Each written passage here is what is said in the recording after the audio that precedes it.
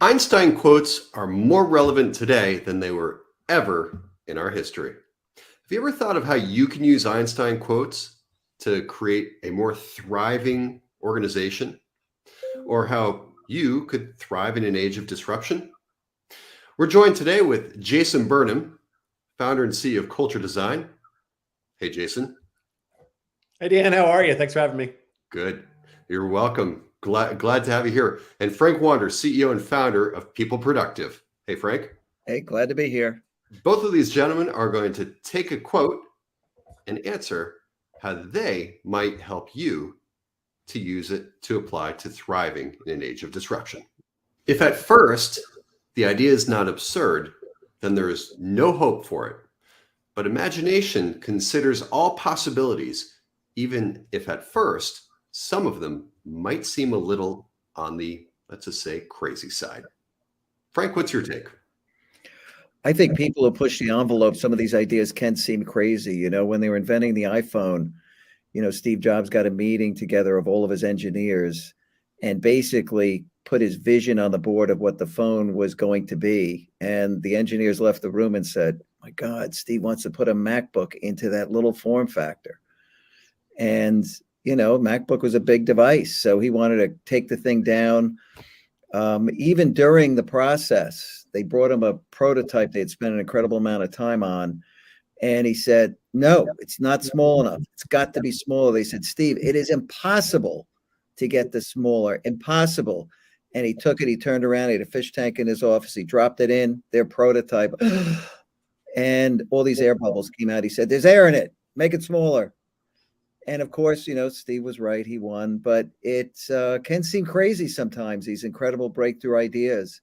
And Einstein understood that the greatest inventions, people are going to go, you're nuts. That's not possible. And those are the best ideas oftentimes. Yeah. And, just, building on that, kind of bringing it down a level within the organization. This one hits really close to home for me because this is essentially how we conduct like innovation workshops.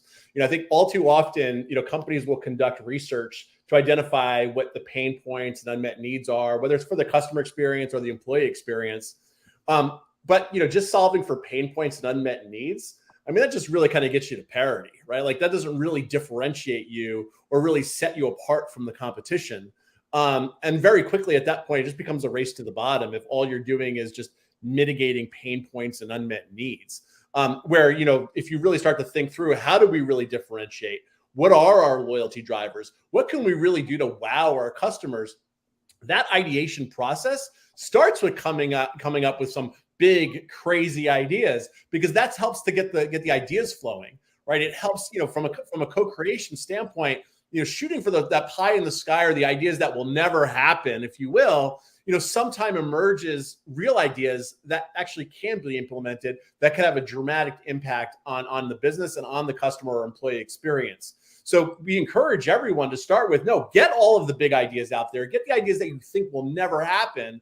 But then really look at those ideas and think through like, well, hold on a minute. We may not be able to go with this grandiose idea that we planned for, but there might be a smaller opportunity that could have tremendous impact, right? So you should be separating out ideation, right, from the feasibility, prioritization, and validation of those ideas and the implementation of them, and really take that phased approach around, get all the ideas out there, right? All ideas are good ideas, but then you should be synthesizing those ideas out in a way that identifies, your minimal viable initiative that will yield, high impact with low resources and maybe low time to market as a result. And those can really start to become your quick wins in driving innovation and also building momentum, based on these crazy ideas, that are manifesting.